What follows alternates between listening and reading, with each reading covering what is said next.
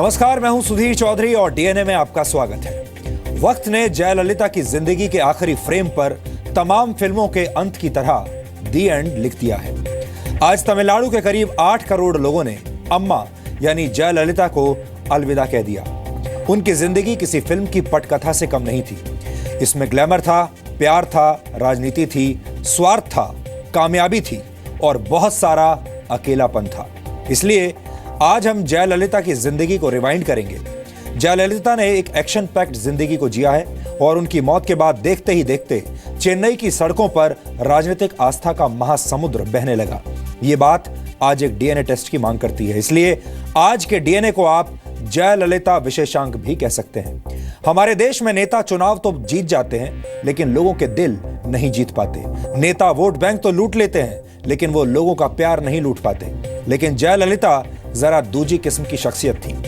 भूमिका चाहे अभिनेत्री की रही हो या फिर राजनेत्री की, जयललिता ने सबके साथ न्याय करने की कोशिश की। आपने अंतिम यात्राएं बहुत देखी होंगी, लेकिन तमाम रूढ़िवादी विचारों को तोड़ने वाली अंतिम यात्रा सिर्फ जयललिता की थी। जयललिता के अंतिम संस्कार को लेकर लोगों के मन में यह सवाल भी हैं कि हिंदू होने के बावजूद उन्हें दफनाया क्यों गया। हमने आपके लिए इस सवाल का जवाब ढूंढने की आज कोशिश की है और इसके बारे में हम आपको आगे पूरी जानकारी देंगे। आज जब हम जयललिता की जिंदगी पर रिसर्च कर रहे थे तो उनसे जुड़ी कई कहानियां हमारे सामने आई। ये जयललिता के जीवन से जुड़ी ऐसी घटनाएं हैं जिनके बारे में ज्यादातर लोगों को पता नहीं है। उनके जीवन की हर घटना और हर दुर्घटना के बीच हमें एक कड़ी नजर आई और वो है उनका अकेलापन। जयललिता बहुत कामयाब थी और बहुत अकेली थी और सबसे बड़ा विरोधाभास यह है कि जिसे तमिलनाडु के 8 करोड़ लोग अम्मा कहकर पुकारते थे, उसकी मौत के बाद उसका अंतिम संस्कार करने वाला कोई भी अपना नहीं था। जयललिता को रिश्ते तो बहुत मिले, लेकिन बिना किसी शर्त वाला प्यार, जिसे आप अनकंडीशनल लव भी कहते हैं, यह उन्हें कभी नहीं मिला। आज जयललिता की अंतिम विदाई के बाद उनके और एमजी रामचंद्रन के रिश्ते को डिकोड करना भी जरूरी है, क्योंकि इस रिश्ते से जुड़े एक अपमान का विष पीकर ही उन्होंने राजनीति की बुलंदियां हासिल की। जयललिता के राजनीतिक जीवन का एक पहलू यह भी है कि वो किस तरह तमिलनाडु के गरीबों की अम्मा बन गई। गरीबों को केंद्र में रखकर जयललिता ने किस तरह अपना एक अलग राजनीतिक फॉर्मूला इजाद किया, यह समझना आज देश के तमाम नेताओं और मुख्यमंत्रियों के लिए भी जरूरी है। हमारे देश की राजनीति में लोगों की सोशल सिक्योरिटी यानी सामाजिक सुरक्षा का कॉन्सेप्ट देखने को नहीं मिलता और यहां मुफ्त की चीजें बांटने की राजनीति को तुच्छ राजनीति समझा जाता है। लेकिन जयललिता ने इस सोच को बदल दिया और गरीबों को फायदा पहुंचाने वाली योजनाएं चलाई और यही वजह है कि वो तमिलनाडु की सबसे लोकप्रिय नेता बन गई। जयललिता देश के बाकी मुख्यमंत्रियों के लिए सीखने को बहुत कुछ छोड़कर गई हैं। आज हम इस पहलू का भी गहरा विश्लेषण करेंगे और आज हम यह भी समझने की कोशिश करेंगे कि जयललिता की राजनीतिक विरासत अब किसे मिलेगी और तमिलनाडु की राजनीति में अब कौन से नए प्रयोग देखने को मिलेंगे। तमिलनाडु में लोकसभा की इस वक्त जयललिता के पास 39 सीटें हैं और इन 39 सीटों को आप राष्ट्रीय राजनीति के लिए वोटों की एक बहुत बड़ी खान भी कह सकते हैं। जयललिता की मौत के बाद तमिलनाडु राजनीति की नई प्रयोगशाला बनने वाला है। इस पर आज हमारी विशेष नजर रहेगी। लेकिन आज का डीएनए टेस्ट शुरू करने से पहले देखते हैं आज की तमाम बड़ी खबरें नॉनस्टॉप न्यूज में। तमिलनाडु की मुख्यमंत्री जयललिता का आज शाम चेन्नई के मरीना बीच पर पूरे राजकीय सम्मान के साथ अंतिम संस्कार हुआ।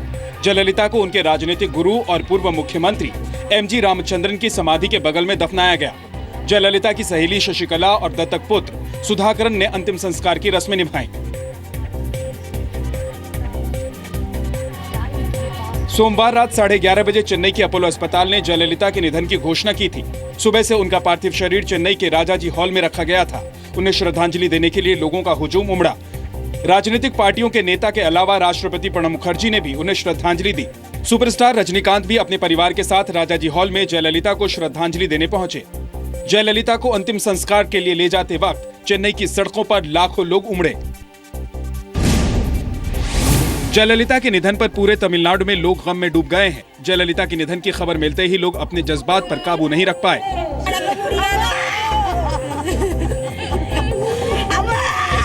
मुझको अम्मा काम दिया था, आज हमारे से बिछड़ के चले गया। हम सबको अम्मा चाहिए।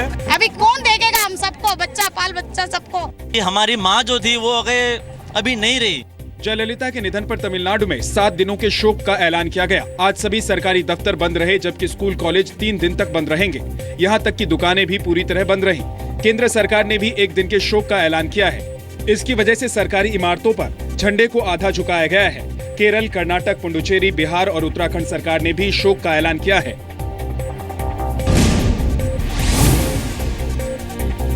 जयललिता को श्रद्धांजलि देने के लिए पीएम मोदी भी चेन्नई गए। सूचना प्रसारण मंत्री वेंकैया नायडू के साथ पीएम ने राजाजी हॉल में जयललिता को श्रद्धांजलि दी। जयललिता को श्रद्धांजलि देने के बाद पीएम ने उनकी सहेली शशिकला को दिलासा दिया। पीएम को देखकर शशिकला की आंखों में आंसू निकल आए। पीएम ने जयललिता के निधन के बाद ट्वीट कर भी उन्हें याद किया।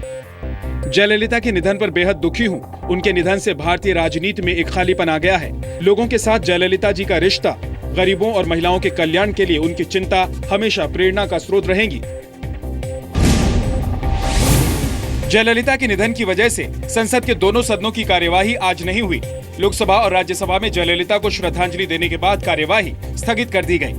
तमिलनाडु के मुख्यमंत्री माननीय जयललिता जी का नहीं रहने का जो समाचार प्राप्त हुआ है, और इसके कारण केवल तमिलनाडु नहीं, कहीं ना कहीं पूरे देश में एक शोक की छाया हो गई है।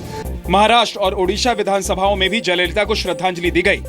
आज देश के लिए और तमिलनाडु के लिए एक इतने बड़े नेता का गुजर जाना, ये अपने आप में एक बहुत ही गंभीर इस प्रकार की बात है।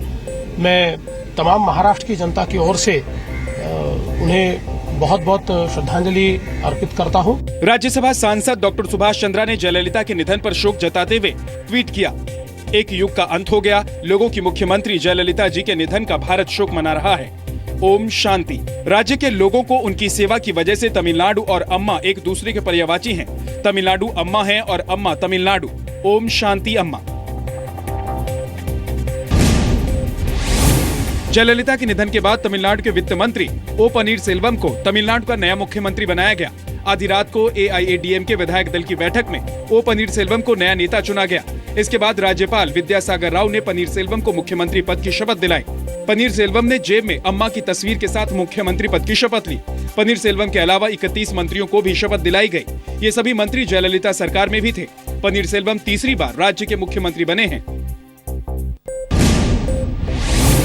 नोटबंदी के फैसले के बाद पूरे देश में अब तक 130 करोड़ रुपए से ज्यादा नकद और ज्वेलरी जब्त हो चुकी है। साथ ही लोगों ने 2000 करोड़ रुपए का काला धन होने की बात मानी है। इनकम टैक्स विभाग के मुताबिक 400 से ज्यादा मामलों में छानबीन की जा रही है। 30 से ज्यादा गंभीर मामलों को जांच के लिए ईडी और CBI को सौंपा गया है। बेंगलुरु के सबसे ज्यादा 18 मामलों को जांच के लिए ईडी को सौंपा गया है। रिजर्व बैंक 100 रुपए के नए नोट जारी करेगा। 100 रुपए के पुराने नोट भी चलते रहेंगे।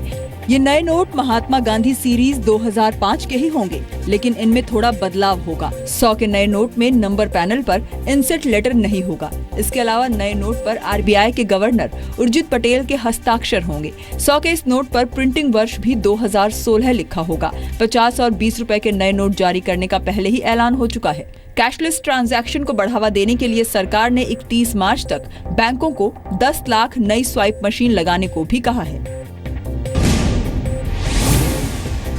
जस्टिस जगदीश सिंह कहर देश के नए मुख्य न्यायाधीश होंगे।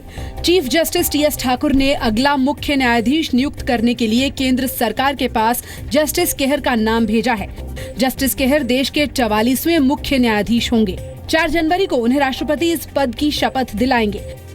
जस्टिस कहर 27 अगस्त तक चीफ जस्टिस के पद पर रहेंगे। दिल्ली से मेरठ के बीच रैपिड रेल ट्रांजिट कॉरिडोर को NCRTC बोर्ड की मंजूरी मिल गई है। रैपिड रेल ट्रांजिट कॉरिडोर बनने के बाद दिल्ली से मेरठ का सफर सिर्फ 48 मिनट का रह जाएगा। 92 किलोमीटर लंबे इस कॉरिडोर को बनाने में करीब 22,000 करोड़ रुपए की लागत आएगी। इसका 60 किलोमीटर हिस्सा दिल्ली मेरठ हाईवे के बीच में रहेगा। कॉरिडोर पर 180 किलोमीटर प्रति घंटे तक की रफ्तार से ट्रेन चल सकेगी। गाजियाबाद होते हुए ये मेरठ के मोदीपुरम तक जाएगी। मुंबई के विले पार्ले इलाके में आज सुबह 25 साल की फिजियोथेरेपिस्ट श्रद्धा पांचाल अपने घर में पंखे से लटकी मिली। हमारा इन्वेस्टिगेशन चालू है। इन्वेस्टिगेशन में जो निष्पन्न होगा उसके आधार पे हम आगे कानूनी कार्रवाई करेंगे। श्रद्धा सोमवार की रात अपने दोस्तों के साथ पार्टी करने गई थी, जिसके बाद वो रात को करीब 12 बजे लौटी। पुलिस इस मामले में श्रद्धा के कॉल डिटेल्स और व्हाट्सएप चेक कर रही है। मैं और उसका एक भाई था, उसने उनको उठा के बाहर लाया। उसके बदन पे कपड़ा एक भी नहीं था। बाहर देखा, लाके उसको पतरे पे लेटाया तो उसके गले में पूरा जीन्स पैंट जो है लटका ऐसा जोर से बांधा था। पुलिस श्रद्धा के उन तमाम दोस्तों से पूछताछ कर रही है जिनके साथ उन्होंने सोमवार की रात को पार्टी की थी। दिल्ली में सड़क पर विवाद के दौरान की गई हत्या के मामले में पुलिस ने आरोपी को गिरफ्तार कर लिया है। आरोपी यशपाल माही एक प्रॉपर्टी डीलर है। दिल्ली के न्यू अशोक नगर में रविवार को सड़क पर गाड़ियों की टक्कर के बाद गोली मारकर दीपक की हत्या कर दी गई थी।